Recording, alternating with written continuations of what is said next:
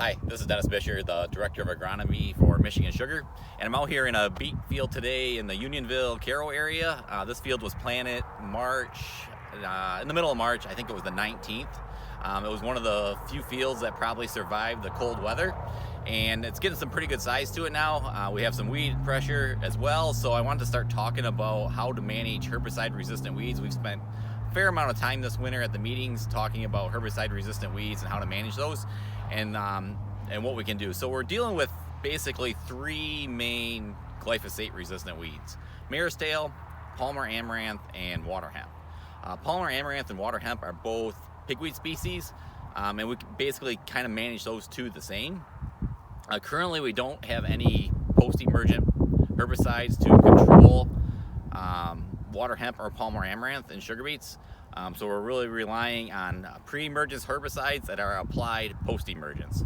So what does that mean? So basically we're allowing the sugar beet crop to emerge, get to a certain stage, and then we apply these herbicides, dual, outlook, or warrant, to prevent weeds from coming. So they don't kill any weeds that are emerged. If you have Palmer amaranth or water hemp that are emerged, they won't do anything for control.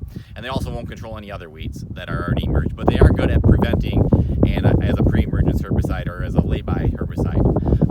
So the question really becomes, when we're trying to control those weeds, what is the right timing? We can't do those products, dual warrant or outlook, too early, because we can get a loss of stand or severe crop injury. So what really is the right timing? And generally we would say that timing is at the the 2 true leaf stage is when the correct timing is. So how do you determine the 2 true leaves? Well, the first 2 leaves, if we got these, this field is actually getting at the 2 true leaf stage. So if we take this plant right here, so the first 2, these are the first 2 that came out, and those are actually not true leaves. Those are cotyledons. So that's what emerges when the seed emerges and the plant emerges. The next 2 are the first 2 true leaves. So here you can see we got some pretty good size 2 true leaves.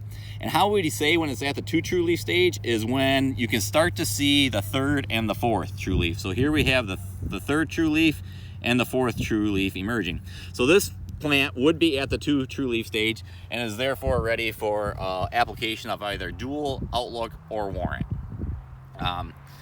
So that's kind of how you would manage. So this field I would consider probably at the earliest stage that you would want to put dual, outlook, or warrant on, but it's probably ready to have one of those products applied to it to help control Palmer, water hemp, and so as we switch, one other glyphosate resistant weed that we have a lot of issue with, and it's widespread throughout the growing area, is mare's tail. Now that we need to use a different herbicide for. Dual, outlook, or warrant don't do anything for mare's tail, but Stinger does. Stinger is excellent on mare's tail, and it can control it post-emergence. So Stinger, generally we say as a rule of thumb, 2 ounces on 2 true leaf beets, 4 ounces on 4 true leaf beets. So at this size beet again, we have 2 true leaves, and you can see the 3rd and the 4th.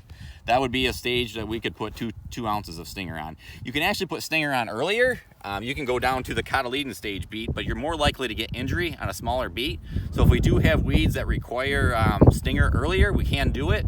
But the general rule of thumb, 2 ounces on 2 leaf beets, 4 ounces on 4 leaf beets. This field actually did have a application of Stinger already this season, mixed with glyphosate. It was for if you can see out here, there's some volunteer alfalfa from last year's cover crop. Sorry, not alfalfa, it's volunteer clover from last year's alfalfa crop. And so it did have an application of Stinger. Sometimes we can see some injury with Stinger. If you look at this beet right here, you can see that this cotyledon has curled.